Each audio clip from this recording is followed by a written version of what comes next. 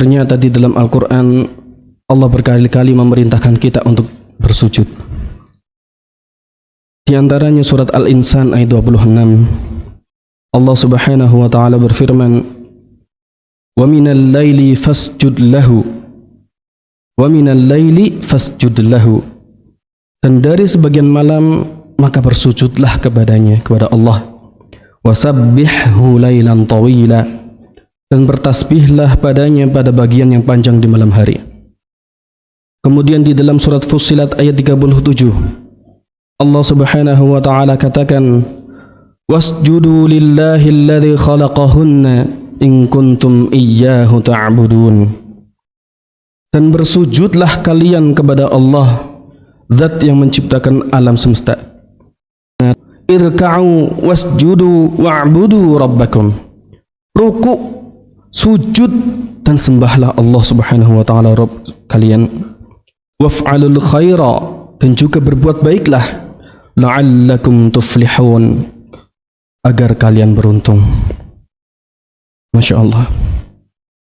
Satu perintah di dalam Al-Quran itu sudah cukup menunjukkan pentingnya masalah tersebut. Tapi Allah Subhanahu wa taala tidak hanya memerintahkan pada satu tempat, tapi di banyak tempat. Dan ini menunjukkan bahwasanya sujud merupakan perkara yang sangat dicintai Allah Subhanahu wa taala. Maka Allah akan marah ketika sujud kita lakukan bukan untuk Allah. Allah Subhanahu wa taala katakan, "La tasjudu lisyamsi wala lilqamar." Jangan sujud kepada matahari, jangan sujud kepada bulan. Wasjudu lillah, dan sujudlah hanya kepada Allah, alladzi khalaqahunna, yang telah menciptakan alam semesta itu. Allah memerintahkan kita untuk bersujud kepada Allah, dan Allah melarang kita untuk bersujud kepada selain Allah, kepada siapapun. Kepada matahari, bulan, bahkan kepada ayah dan ibu kita, tidak boleh bersujud kepada mereka. Karena sujud merupakan ibadah, dan ibadah tidak boleh diberikan kecuali hanya kepada Allah. Hadirin rahimani wa rahimakumullah.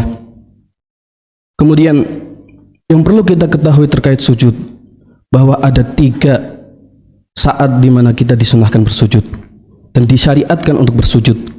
Yang pertama adalah sujud ketika sholat. Yang kedua, sujud ketika kita menemui ayat-ayat tilawah atau ayat-ayat sajadah. Dan yang ketiga, sujud ketika kita mendapatkan nikmat. Yang pertama, sujud ketika sholat, dan ini merupakan sujud yang sangat dicintai Allah.